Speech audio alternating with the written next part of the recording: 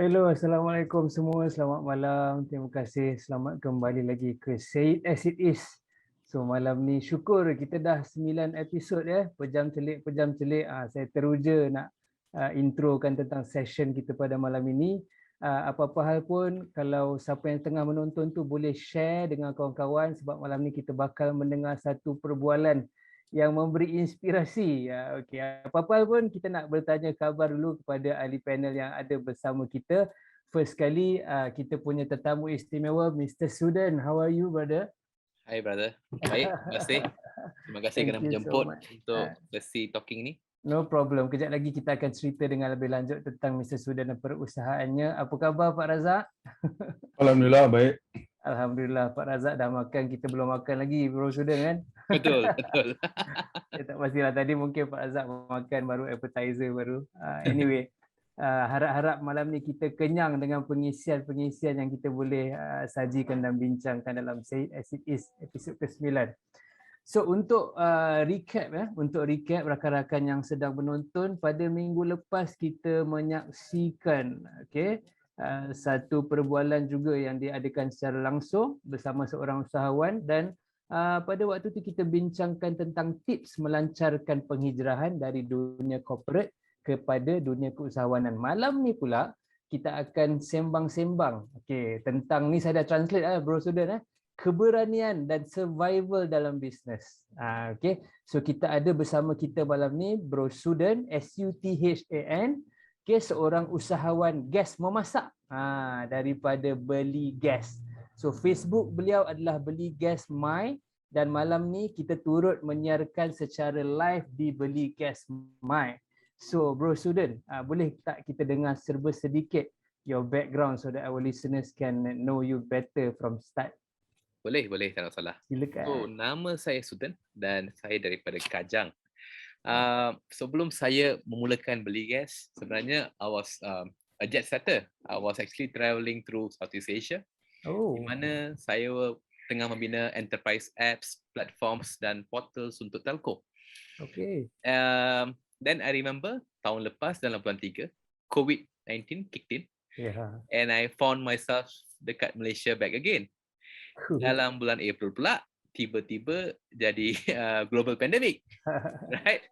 And then there was a double whammy di mana company saya waktu tu was also closing down its Southeast Asia presence.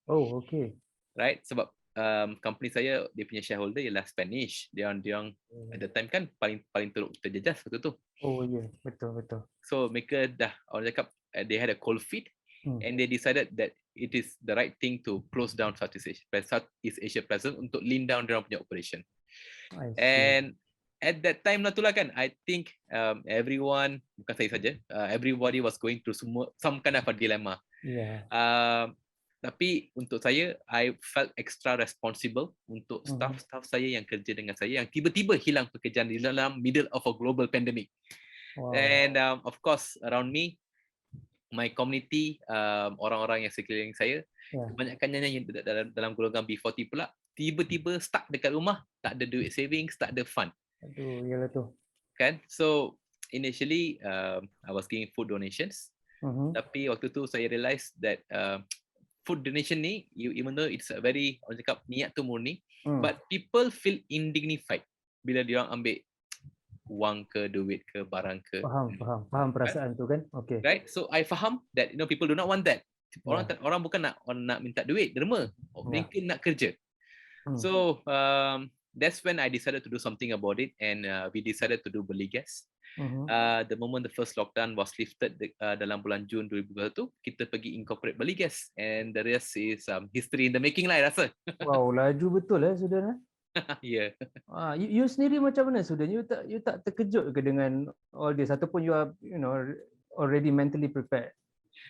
I was not mentally prepared. I was always very afraid.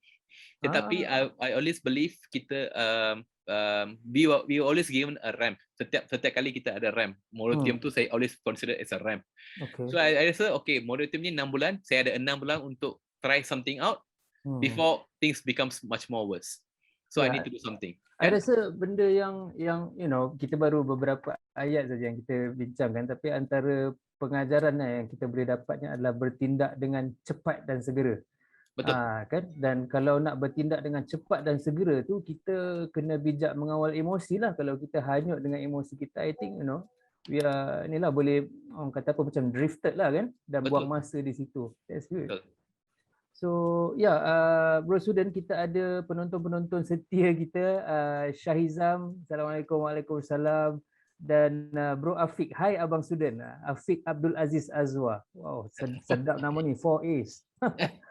Anyway, okay, Bro Suthan, thank you for the introduction. Nanti mungkin lepas kita sembang-sembang nanti kita akan tahu dengan lebih lanjut. Cuma saya nak tanyalah Bro, kenapa pilih gas memasak in the first place? You datang daripada background IT kan? Kalau I dengar you punya kerja yang sebelum ni. Okay. So if you still remember on the first lockdown, at that particular time, hanya frontliner saja yang boleh dibenarkan untuk membuat kerja pada waktu tu kan. Okay. And at the time, all the news coming out, they saying that pandemic is going to go on for 2 years. And saya pasal waktu tu kebanyakan business tak boleh buat. Yeah. So I need to do something di dalam essential service. Wow. And then saya start buat eksperimen sikit. And I realised that dalam semua essential service, satu-satunya yang saya ada kebolehan untuk buat ialah dalam LPG industry. Okay. And I also felt LPG industry was very ripe for disruption. Wow. Kebanyakan orang tak fokus buat LPG sebab mereka rasa benda tu susah, benda tu dangerous, benda tu difficult. And I don't deny it. Tetapi saya rasa itu bukan cabaran, sebenarnya satu keistimewaan if you are managing it properly. So itulah kenapa saya masuk ke dalam bidang LPG.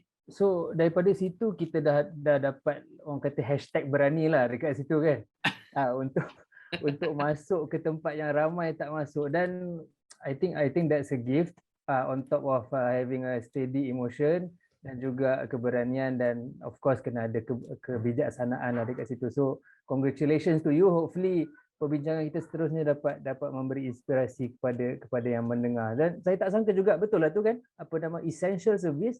Maybe orang fikir macam, oh aku kena jual nasi lemak ni, food kan essential kan. Dia tak fikir macam mana nak goreng ikan bilis tu pakai apa and so on. So betul, membuka minda lah cara Suthan memandang peluang yang datang secara tiba-tiba ni. Dan I guess you know, it's a blessing in disguise, maybe Suthan, pandemic itself. Yes, I do feel that. Untuk saya, I was traveling. I didn't really spend time with my family when I was traveling. All this. Then bila benda ni berlaku, initially of course you feel challenged and you rasa demoted kan sebab tiba-tiba benda ni berlaku. Yeah. But now looking back in hindsight, I feel like, it allowed me to be part of my family. It allowed me to contribute back to my community.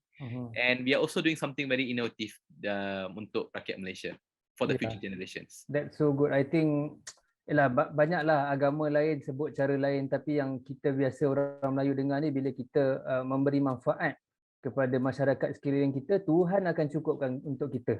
Betul. Kan? Tuhan akan cukupkan untuk kita. So meremanglah bulu roma Suthan, goosebumps bila kita dengar dengan cerita yang Suthan share awal-awal ni, sangat menginspirasi. So Suthan, saya nak tanya sikit lah, boleh terangkan sikit tak your business ni? Saya dengar cerita Suthan mengedarkan gas memasak kepada lebih 300 tempat, Suthan, ya, betul ke? Benar. So Beli Gas sekarang ialah leading online LPG gas delivery. Tetapi kami online gas delivery, ya? Yes, daripada pesanan online kepada delivery secara offline kepada 300 lebih kawasan di Klang Valley. Wow. All the kawasan, semua kawasan yang popular, Ampang, Kajang, Selangor, Sri Kembangan, Subang, everywhere is actually already covered right now. Wow. Tetapi kami bukan setakat hanya mengantar gas. Kami juga membenarkan orang ramai untuk membeli gas ni dengan mengitar semula minyak masak terpakai. So you can actually donate your used cooking oil dari dekat rumah ke, dekat you punya kedai ke, untuk mendapatkan gas masak. Ui, ini betul-betul bijaksana ni Suthan. Saya bukan nak mengampu Suthan tapi macam kagum sebab daripada saya nampak dua lah tadi elemen yang macam memang the right time. Satu essential lah produk tu essential produk. Lepas tu online pula. Kan? Betul. Kita kalau pandemik ni datang maybe 30 tahun lepas, online may not be the answer. Correct, that's Tapi true. tiba-tiba sekarang ni jadi you terus tapau dua-dua, itu memang gempak lah Suthan. So tapi bila Suthan cerita pula ada apa nama kutip ataupun mengumpul minyak terpakai, itu lagi macam wow, semua you dapat kat sini. Tadi masa kita borak-borak Suthan dan pendengar-pendengar yang dikasihi sekalian, kita ada mendengar satu cerita menarik daripada Pak Razak sebenarnya. Suthan pun maybe first time dengar tadi. Pak Razak ada share sikit pasal minyak terpakai Pak Razak. Dengar cerita ada banyak fungsi Pak Razak Yes, dengar. Dengar. Background saya memang downstream minyak, oil and gas downstream. So biasalah jual minyak. Dan sebenarnya kita punya recycling business ni dah lama. Nak katakan all the oil yang kita pakai tu kita recycle tak betul. Tapi it's not well recognized, it's not well organized. Saya ada kawan-kawan yang dulu lagi dah mula beli minyak terpakai. Okey. Tapi dia dua cara diorang buat duit ni. Selalu dia beli murah lah. Kadang-kadang dia dapat free. Siapa? Ada restoran-restoran besar ni, dia tak nak belanja duit, nak dispose the oil into a approved place lah. I see. You cannot dispose kat Sungai Gombak. You cannot dispose kat all over the place. You got only at specific places. They require them to spend money lah kan. Okay. So he go around buying or collecting these things lah. And then dia buat dua cara lah. Satu dia bersihkan balik, dia recycle. Yeah. Tapi dia jual recycle cooking oil mostly in the rural areas, very rural areas. Dia actually panya dia jual dalam plastic bag. Okay. Dia yang mahal minyak ni, dia punya container tu kan mahal tu. PPE dia mahal. And the other way is dia campur pula dengan use fuel oil. Fuel oil ni yang telah teban sebesar pakai. Yeah. And he use it, selling it as to coat a wooden house. Macam cat lah. Dia ni melawan serangga. Okay. Anti termite. And then dia juga banyak digunakan to lubricate chainsaw of the timber industry. I see. So this is something that banyak orang tak perasan. Recycling ni kita dah buat lama dah, tapi tak sophisticated. Mantap. Now maybe I want to ask Suthan, did you buy the used oil or they can make it as part payment for the gas? Yes. Part payment on the gas. Okay. Boleh. So customer boleh actually just donate their used cooking oil. Okay. And you can basically get even your gas free. You basically kita allow offset pada harga. Offset. Okay. What do you do with your used oil? So it's more interesting. Kita convert dia untuk menjadi biodiesel. That is used to power your lorries. Okay. Yeah. Lebih advance lah pada kawan saya. lebih so we are cycling benda ni sebenarnya untuk kawan saya tahun 70-an. Ya. Masa tu tak ada cerita biodiesel. So how do you do it? Do you sell to biodiesel supplier? Correct. So sekarang ni we are still on small player lagi. So we use our network untuk sell to approve MBOB licensed buyers. Di mana mereka akan kumpul dan mereka akan redo it dan jual kepada the right parties lah untuk buy diesel. Okay. That's so brilliant, Suthan. Pejam celik Suthan, kita borak dengan rancak kan. Sebenarnya dah sikit lagi nak halfway through tapi kita ada banyak lagi benda nak tanya.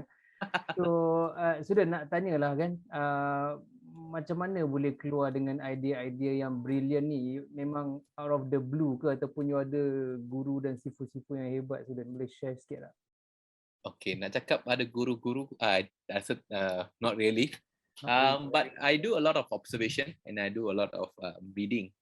Sometimes macam idea beli gas ni sebenarnya datang daripada bila saya duduk dekat saya punya kedai dan saya tengah berikan barang pack makanan dulu tu sebenarnya. So I was sitting and I nak order gas, dan waktu tu orang gas dia tu tak nak hantar ke kedai saya, tak nak hantar ke rumah saya, cakap sibuk sangat and dia nak charge mahal. Then I thought tak nak hantar gas. Then I realised harga gas pula mengarut sampai RM40 waktu tu. And I realised, okay, you know what? That is something that is fundamentally wrong. Benda essential service ni, benda essential product ni, waktu orang susah pun dia nak jual mahal. And I realised it was not right for the community. Jadi waktu tu saya fikir, okay, let's do a deep dive dalam industri ni. Tengok ada tak kita boleh digitalkan this entire experience and kita fokus untuk kurangkan harga LPG gas ni. And that was the thought that brought us along to where we are right now. Ya, tapi dahsyat betul tu. You sebagai pengguna, you found out ada gap lah ataupun ada loophole ke apa ke kan? Ada peluang dekat situ, and then you decided to go to dive in. Kita nak menyelam tu pun kita kena ada keberanian yang ekstra. So nak tanya sikit dengan Suthan, apa yang you know, what motivated you in the first place? Or is it your upbringing? Your parents selalu cakap, you know, you kena berani, you just go for it and things like that. Okay, you can say that it was my upbringing. I came from a very poor background, very poor, and I do know the pain when there was no money, no savings, and whatnot. And waktu pandemic tu, I rasa memang I felt bad for a lot of people. Okay. Sebab pandemic tu kebanyakan orang tak ada duit, right? And there's banyak benda yang berlaku. So my initial idea was to do something impactful untuk kita punya, to my community, and to see how I can do something untuk, first of course, nak reducekan harga gas dia orang. And number two, actually my key reason was actually untuk provide employment for the people around me in my who needs job. So that was the first two key reason. And then of course along that way kita build kita punya impact as we grow along dalam this journey ni. Tapi that's so good lah. Pak Razak, boleh bagi komentar sikit tak apa kaitannya orang baik dan kejayaan bisnes, Pak Razak? Dia sebenarnya what Suthan have told us is what normally is referred to as the big why. What motivates him? What was the driving force? For him, he used the word deep dive. Saya use the word immersion. Okay. Dia kena immerse himself into the industry, barulah nampak, you know, selok-belok industri itu, and then that will give him the guidance lah, or what is the best way to go about doing it. Now, the reason why ini could be many, why people go into business. Most people go into business basically dia nak jadi kaya. But ada juga orang nak go to business, dia nak kaya juga, tapi at the same time dia nak menyumbang. This is a mix of social business and capital and profit business lah.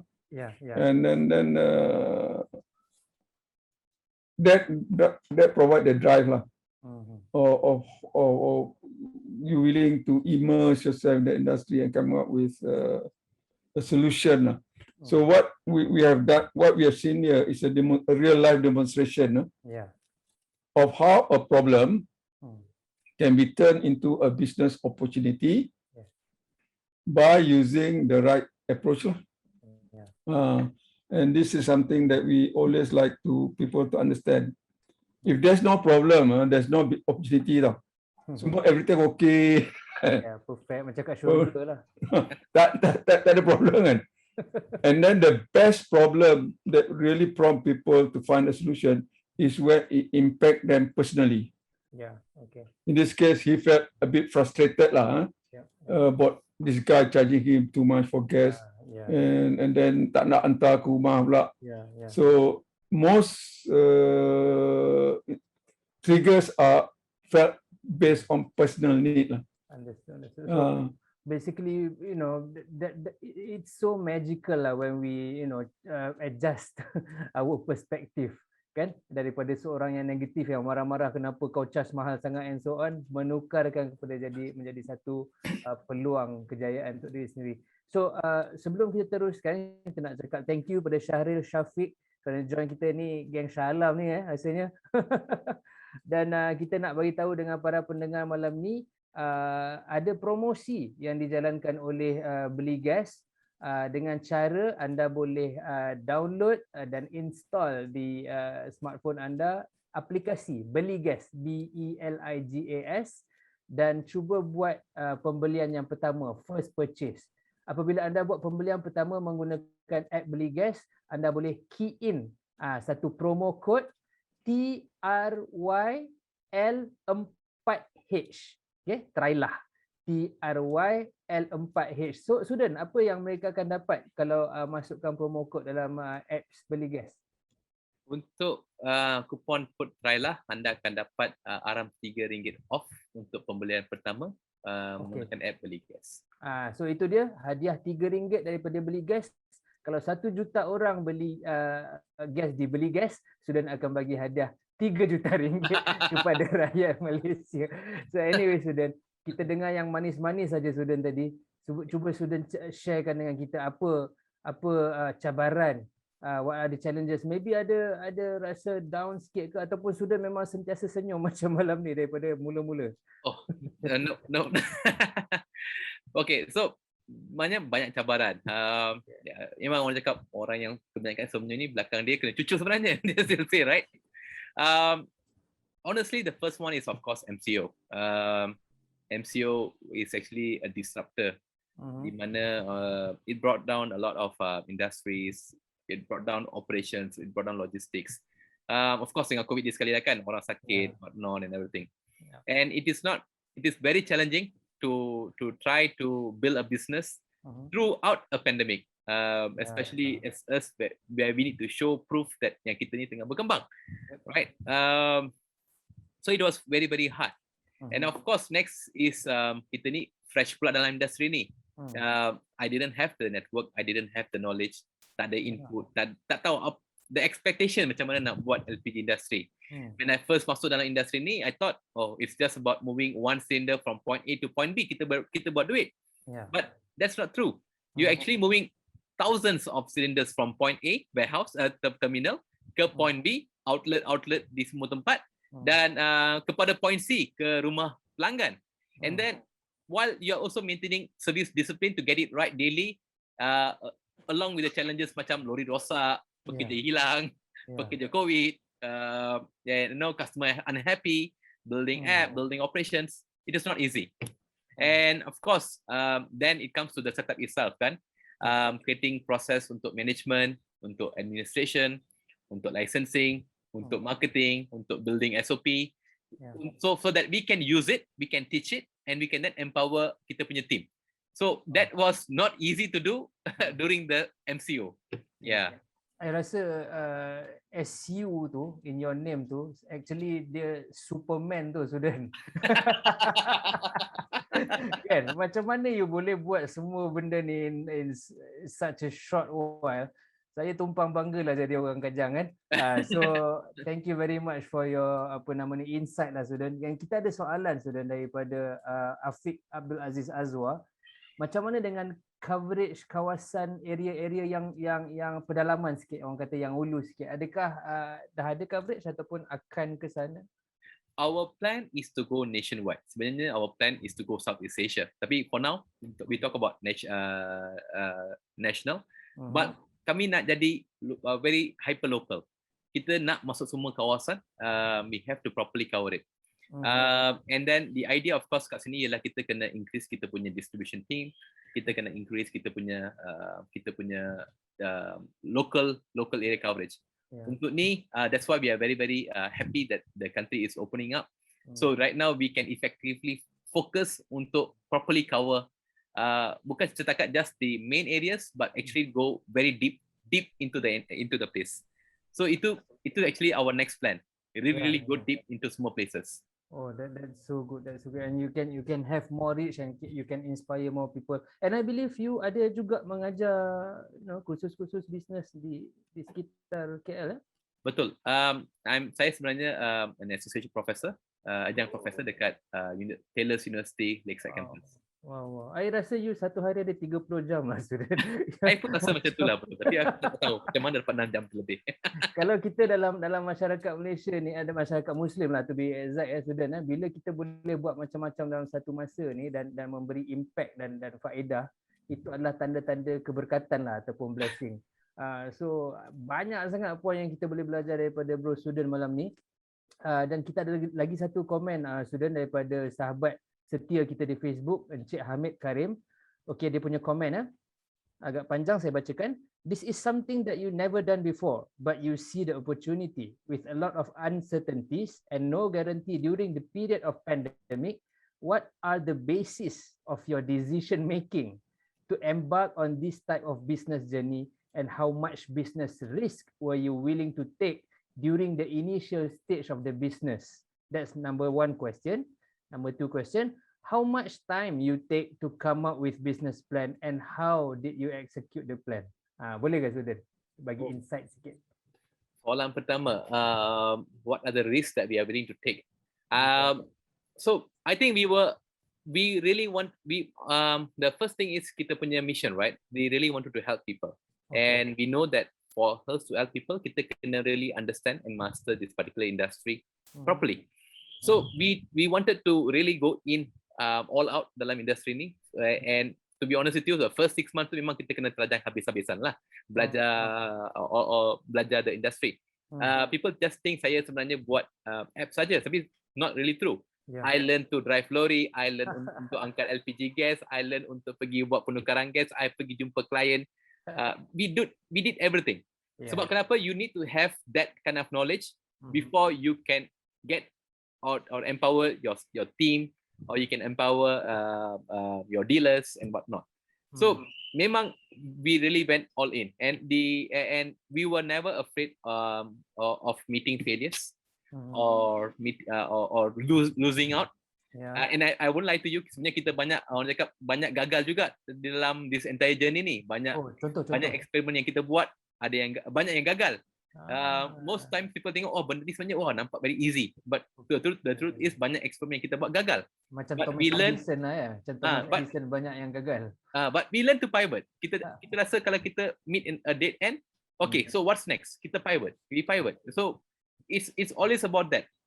You have an hypothesis, you try it out in the market, and then you learn, you collect the data, and then of course you tengok kalau benda tu berkesan, you do more.